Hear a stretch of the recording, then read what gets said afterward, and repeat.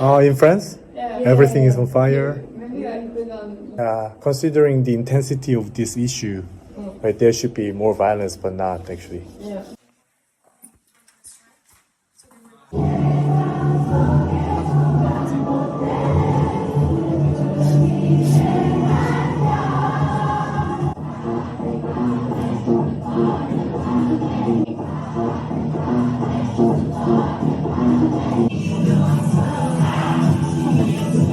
사람들은 노래를 불렀다.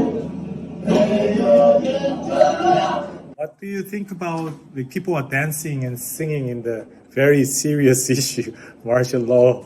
Actually, interestingly, there were songs and dancing, singing along in the protest. You see a lot of K-pop songs with new generations. Last week, Saturday was huge. 1 million people participated. There will be more people.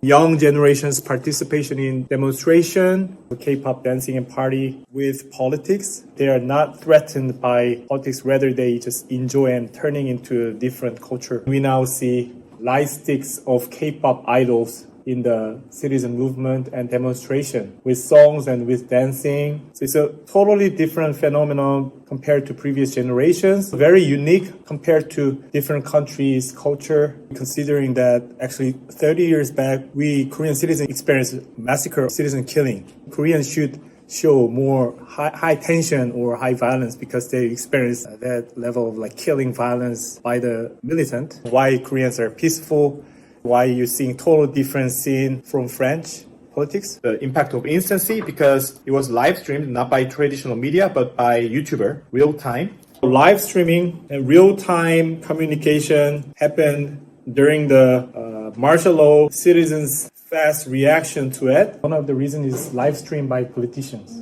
They asked citizens to come to the National Assembly to block the military power. People were jumping into the scene. They all live streamed what militaries are doing. It's a whole different media environment. There is a great level of transparency in media since content makers are citizens themselves. A lot of content, quantity-wise, using X, using Instagram. A lot of diverse opinions are fully shared as well. You find diverse opinions, a lot of replies, reaction to the news. A lot of older generation left. They disappointed and they left. They were angry, but young people were still there. They played the music and they just started dancing and singing along. They feel like they are doing some interesting experience rather than just expecting politicians to do something. A lot of people doing voluntary work, giving away something to eat, drink. They do not do any violent thing. We ourselves kind of manage the situation. It's not chaos at all. It's very calm. They have high level of order. They do even cleaning the street after demonstration. For French and German, your members of the Congress doesn't leave or still they need to participate in vote. 얘기하자면 프랑스나 독일 분들이 이분들이 볼 때는 국민들이 저 사람들이 책임을 다하는 거, 그러니까 이 상황에서 책임을 다하는 것 같지 않아서 진짜 화가 많이 났을 것 같다.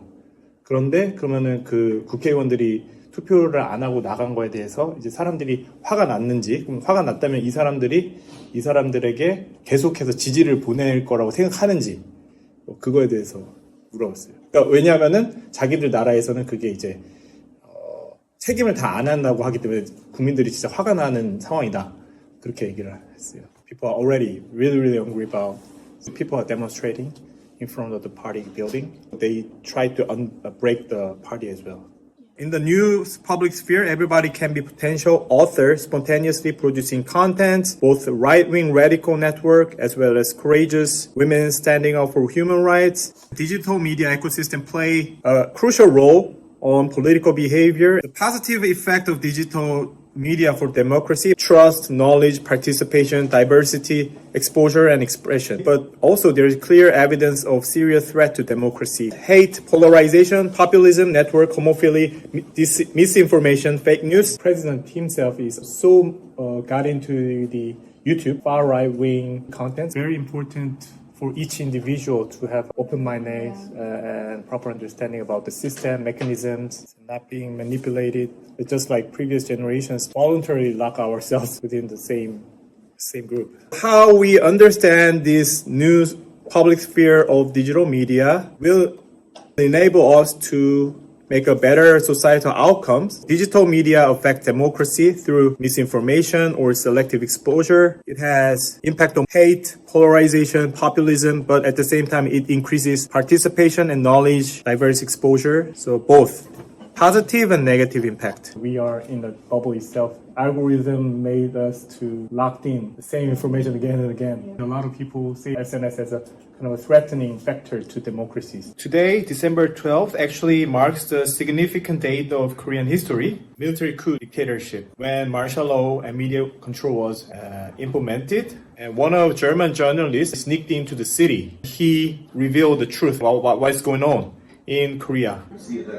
He's a German journalist who entered the city where media was totally controlled and people were actually killed. Seoul citizens not aware of what was happening in other regions because of heavy control in media. You can compare how it has been changed from that time when military power has a tight control on media, and nowadays media is not controlled by the government. Why Koreans are not really actively engaged in daily lives about politics and hesitant to talking about politics. They're hesitant to talk about politics during normal days. Short history of democracy with a lot of blood, a lot of fight, a lot of division. But one major party has a history of working with dictatorship, and a lot of people still support that party. If you are supporters of this party, for others, it's the people who killed your relatives, your grandfather, great-grandfather. So very emotional things involved. The reason why they are hesitant to talk about it, it entangles so much emotional part of their family issue. Your members of family have lost their lives. All men in Korea, they go to military service. And what we experienced in military service was a lot of violence.